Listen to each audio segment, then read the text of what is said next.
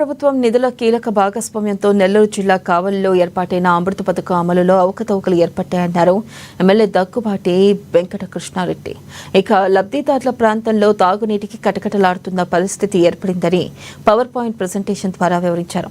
గత ప్రభుత్వంలో చోటు చేసుకున్న ఈ విషయాన్ని అధికారికంగా వెలుగులోకి తీసుకొచ్చి ప్రభుత్వానికి నివేదించినట్లుగా తెలిపారు.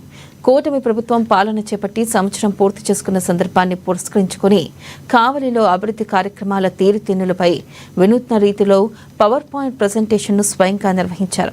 సంవత్సర కాలంలో దాదాపు 300 కోట్ల రూపాయలతో అభివృద్ధి పనులు చేపట్టామని వివరించారు.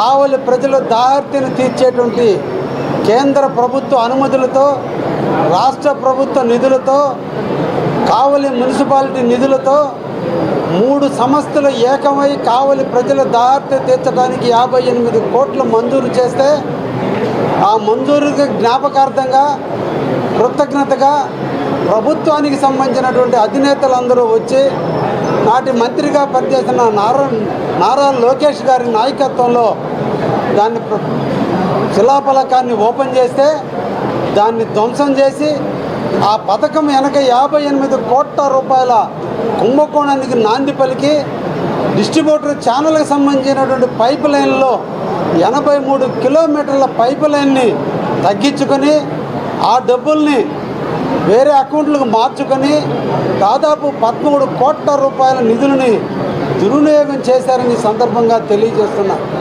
అది ప్రజలకు గుర్తు రాకూడదు.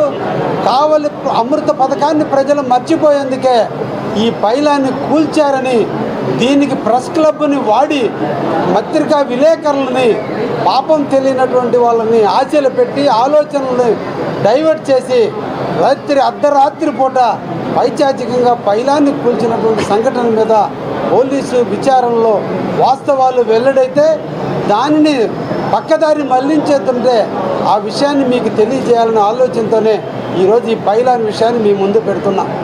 అదేవిధంగా ఈ సంవత్సర కాలంలో నేషనల్ హైవే పరంగా కావలి టౌన్ అభివృద్ధి చేయటం కానీ, వాళ్ళ బైపాస్ రోడ్డు నిర్మాణం కొరకు కావచ్చు, కావలికి మధ్యలో ఉన్నటువంటి రైల్వే రోడ్డు ఉన్నందువల్ల ప్రజలకు అసౌకర్యాలు ఉన్నటువంటి గేట్లని మార్చేందుకు కానీ, R&B రోడ్డు పరంగా కావచ్చు, మున్సిపాలిటీ పరంగా కావచ్చు, పంచాయతీరాజ్ పరంగా కావచ్చు, అన్ని రంగాలను అభివృద్ధి చేస్తూ ఇప్పటికే 288 కోట్ల రూపాయల నిధులతో ఈ రోజున కావలి అభివృద్ధి పదం వైపు పరుగులు